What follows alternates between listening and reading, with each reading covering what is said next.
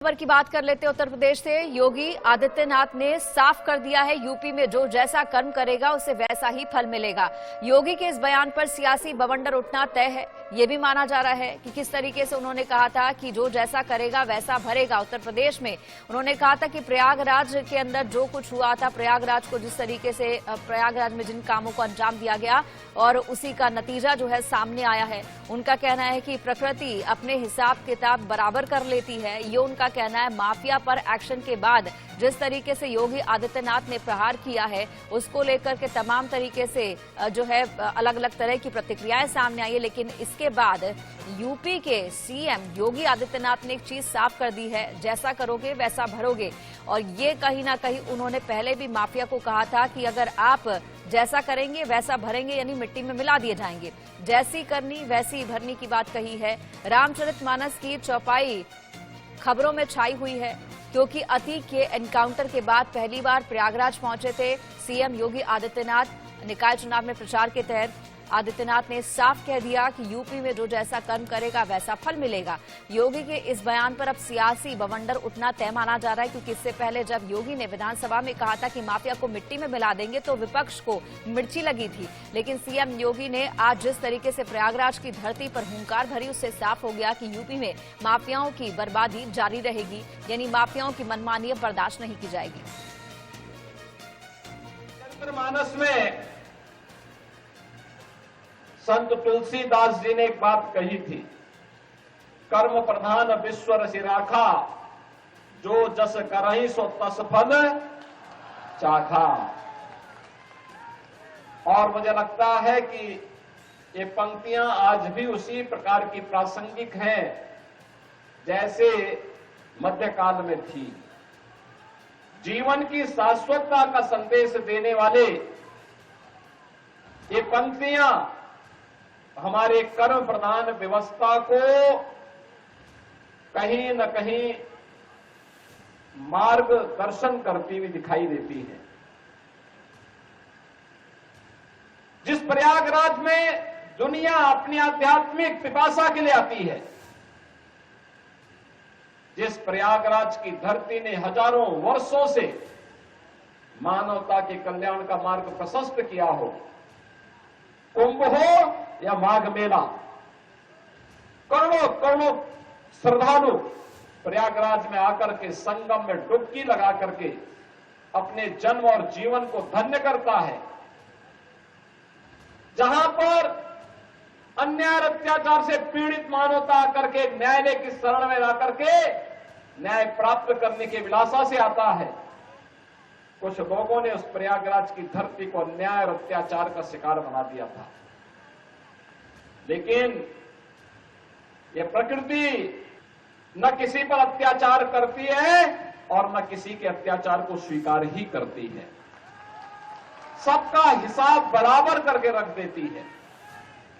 और भाइयों बहनों, आज मैं इसीलिए प्रयागराज की धरती पे आया हूं आप सबसे अपील करने के लिए।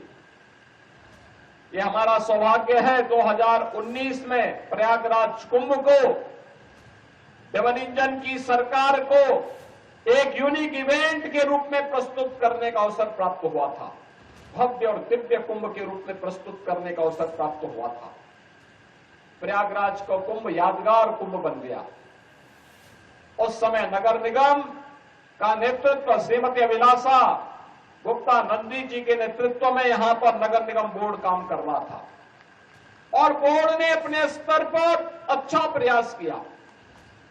और जब 2025 का सामान्य कार्यकर्ता से लेकर के भाजपा के अध्यक्ष और अब महापौर की प्रत्याशी उस समय महापौर हो और उनके नेतृत्व में प्रयागराज महापौर की नेतृत्व में प्रयागराज कुंभ फिर दुनिया की भव्य और दिव्य कुंभ की साक्षी बन सके, इसके लिए आप सबसे अपील करने के लिए आज मैं प्रयागराज की धरती पे।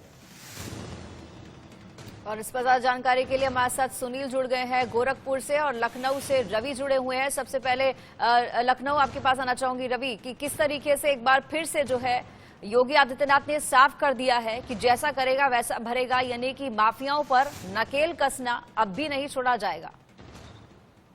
जी बिल्कुल। जिस तरह से कल मुख्यमंत्री योगी आदित्यनाथ का जो भाषण था और गए तो थे वो निकाय चुनाव के लिए अपने मतदाताओं यानी भाजपा के जो प्रत्याशी चुनाव लड़ रहे हैं उनके पक्ष में वोटों की अपील करने के लिए, लेकिन जिस तरह से उन्होंने प्रयागराज की धरती पर जो घटना की है और जिस तरह से उन्होंने साफ तौर पर जवाब दिया है।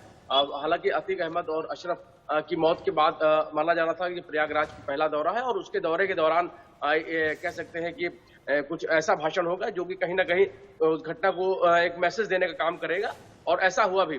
तुलसीदास जी के पंक्तियों से शुरुआत की उन्होंने अपने भाषण की, और जिस तरह से उन्होंने प्रकृति का जिक्र करते हुए कहा कि प्रकृति किसी पे ना अत्याचार करती है और ना ही किसी पे अत्याचार स्वीकारती है।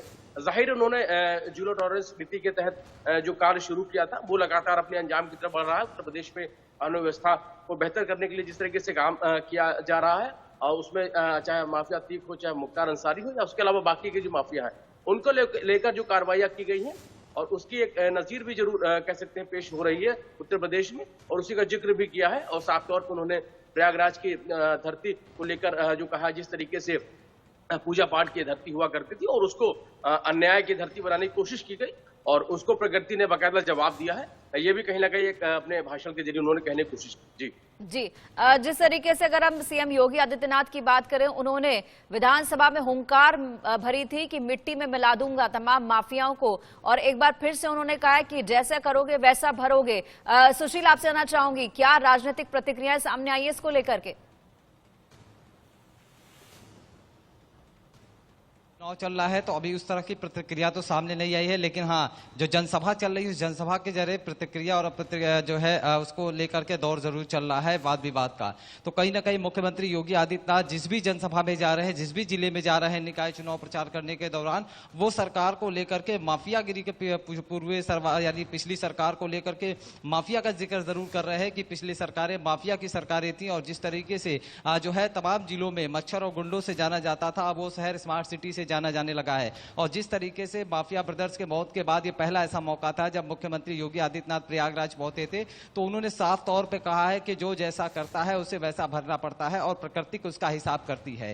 कुंभ को लेकर के भी उन्होंने कहा कि किस तरीके से जो है कुंभ में लोग लाखों की संख्या में वहां पे पहुंचे थे, वो श्रद्धालु पहुंचते थे, उसको और भव्य बनाया जाएगा और उनका प्रत्याशी जीत जाता है। तो कहीं ना कहीं इस तरीके से जो तमाम जनसभाओं में मुख्यमंत्री योगी आदित्यनाथ माफियाओं की बात कर रहे हैं, गुंडों के खात्मे की बात कर रहे हैं, मिट्टी में मिलाने की जो उन्होंने बात कही थी, तो कहीं ना कहीं उन आम जो लोग हैं जो सुकून से रहना चाहता है, दो वक्त की रोटी इंतजाम करके अपने परिवार के साथ जीना चाहता है, चाहे वो हिंदू हो चाहे वो मुस्लिम हो। कल हम मुस्लिम के इलाकों में भी गए थे तो वहां पे वो महिलाएं कह रही थी हमें सरकार से क्या चाहिए, हमें सुरक्षा चाहिए, हम सुकून से रह सके, विकास चाहिए, हमें मकान चाहिए, वो सारी चीजें हमें मिल रही हैं। तो कहीं ना कहीं आम जनता इस चीज को लेकर के पूरी तरह से खुश है। अब ये अलग बात है कि कहीं ना कहीं विपक्ष को भी राजनीति कर रही है, तो विपक्ष इस चीज को लेकर के प्रतिक्रिया जरूर देता है, और ये दौर सदियों से चला आ रहा है और आगे भी चलता रहेगा। लेकिन जिस तरीके से माफियाओं का या गुंडों का जो खात्मा हो रहा है, जिस तरीके से मुख्यमंत्री ने मिट्टी में मिलाने की बात कही थी, वो चीज जब चरितार्थ होता हुआ नजर आ रहा है, तो कहीं ना कहीं आम लोगों में इस बात को लेकर के काफी चर्चा है